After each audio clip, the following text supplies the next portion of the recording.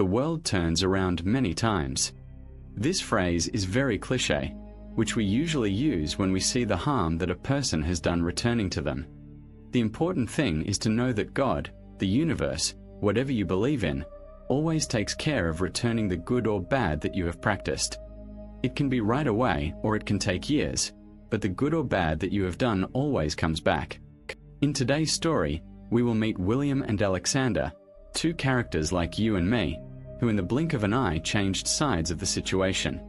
Before we start, don't forget to leave a like and subscribe to the channel so you don't miss any of our videos. And now, let's get to today's story. William was a very simple boy who was born in a poor neighborhood in New York.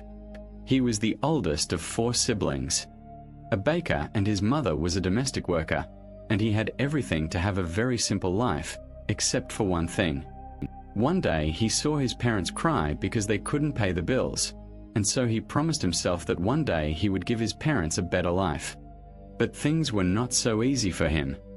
Life in the outskirts didn't offer him many opportunities. He finished high school, and like many young people, he couldn't get into a university. William's first job was in construction. 2 years later, looking for a better opportunity, William started working as a salesman in a building material store. 1.5 years later, William lost his job, and the alternative was to work as a delivery driver delivering food. 6 months later, William had an accident that miraculously did not take his life, but the motorcycle that was his work tool was destroyed. William was devastated because he was still paying for the motorcycle and it was his tool for work. Now without a job and not knowing what to do, William was again spreading resumes for any job that was available. He needed to work. Sometime later, the young man got a job as a janitor in a company that provided services to banks and offices. At the same time, thanks to the hardship he went through, William saw the need to go back to studying and started reading many books, including one by a very famous author who wrote books about entrepreneurship named Tobias Harari, who he became a big fan of. Tobias had a very poor childhood and youth, but after struggling a lot he owned a great empire. William began to dream of opening his own business, and maybe one day being like the author of that book, who was a prestigious man and gave lectures all over the world. He knew he was still small, but nothing was impossible.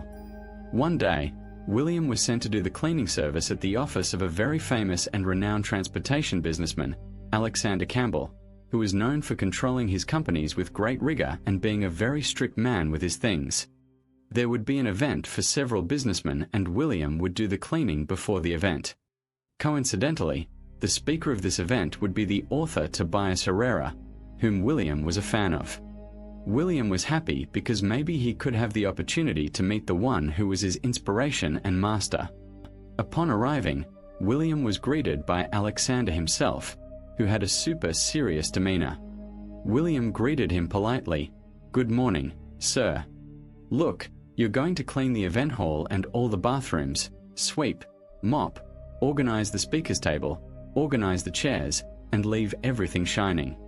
If someone arrives, I want you to direct them to the company's reception on the lower floor. Understood?" Alexander replied without even responding to William's greeting. "Yes, sir, understood." William did everything as requested by Mr. Alexander. He cleaned, organized the chairs, and put everything in its place. When he finally completed the service, William prepared to leave, but someone entered the hall and spoke to him. "Excuse me, young man, I think this is where a lecture is going to take place, but I got a little lost. My name is Tobias, and I don't think anyone has arrived yet," the man said kindly. It was none other than Mr. Tobias Harari, who had arrived earlier and was standing before William. William immediately became ecstatic. "Mr. Look, the reception is downstairs, but before you go, sir, do you mind taking a picture with me?" the young man said with happiness in his voice. "Of course, young man, you can take a picture and never give up on your dreams, and I'll give you a gift of my newest book," Tobias said without objection and with great sympathy, giving William a copy of his newest book that was set to launch next week.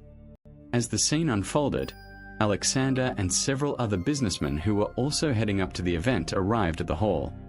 Alexander saw the scene of William taking a selfie with his guest and receiving a book from his speaker, and he suddenly shouted, "What am I seeing here?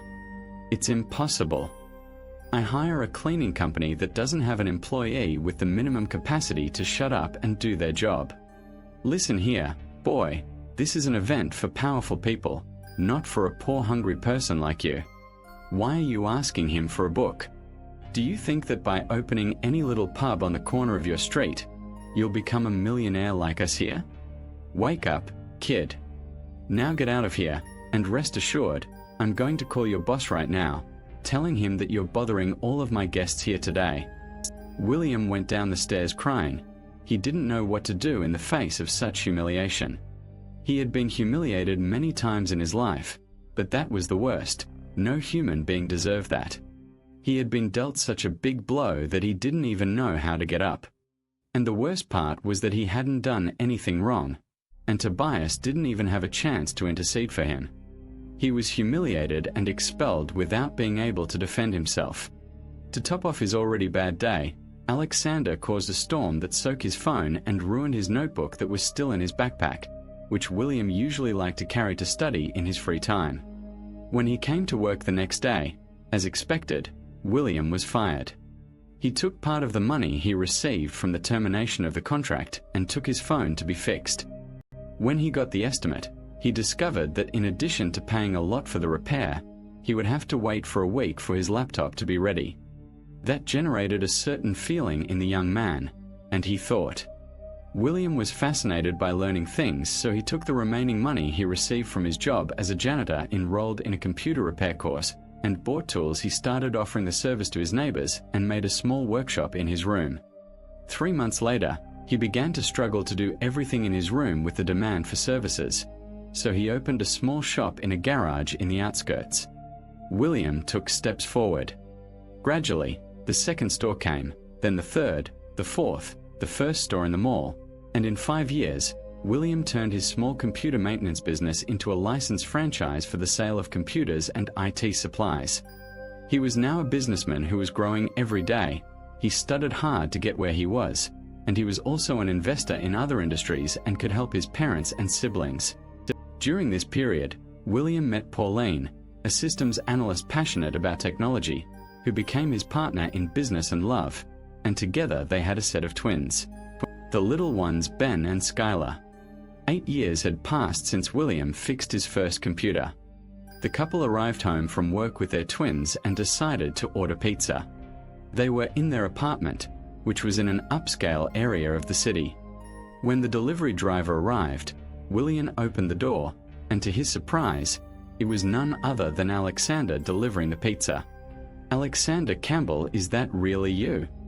I'm not trying to be rude, but I can't believe you're a delivery driver," said William in disbelief. "I don't remember your name, but I remember you perfectly well. And thanks to you, I went bankrupt," said Alexander, stuttering. "What do you mean you went bankrupt? You humiliated me and still went bankrupt. Don't come blaming me for that now. You might have humiliated me 8 years ago, but I won't let you do it again. My name is William, but it's always easy to forget the name of someone you humiliated, right?" said William. "William, I've always been arrogant. I thought money could buy anything and that I could do anything just because I had money. And the worst part is that I didn't even build that business. My father left that transport company to me, and I was the only heir." After I said those things to you that day, there was a tense atmosphere in the auditorium. When Mr. Tomlin said, Tobias got up to speak, he only said these words: "If you want to be successful entrepreneurs, never be like this man who humiliates people and employees as if you will never need them and the money you have gives you the right to step on them." After that, he left, and everyone left without speaking to me. I lost my contracts one by one, and my many business relationships fell apart, and my reputation as a rude and uneducated person spread. My wife left me, and I have a 15-year-old son that I'm fighting to win back. After a few years, I declared bankruptcy and had to take on various jobs, and now I'm a delivery driver because I need to pay child support, or else I'll go to jail. Please forgive me. I learned the hard way that I can't go around humiliating people like that. William was impressed and said, "Wow, I'm impressed. I can't believe it's you, Alexander, and I could pay you back in the same way. I'm an investor in a technology company and have a franchise network of cell phone stores. I work hard, and my life has changed. I have no reason to hold a grudge. I forgive you, Alexander." With tears in his eyes, Alexander made one final request of the businessman. "William, I don't want to take advantage, and I have no right to ask, but I work as a deliverman, and last week I had a motorcycle accident. I was scared I wouldn't see my son grow up. I really want to quit my job as a deliverman.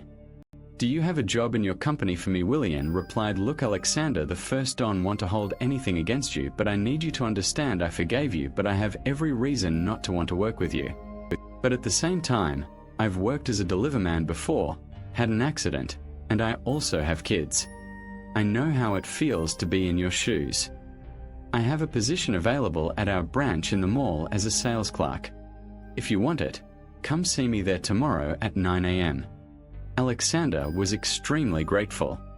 He knew that he couldn't undo the harm he had caused 8 years ago, but he knew that he had a chance to start over. William also knew that helping Alexander wouldn't just be helping him, but it would also lift a weight off his own heart without harming him. And so ends the story of William and Alexander, two people who changed sides in the situation.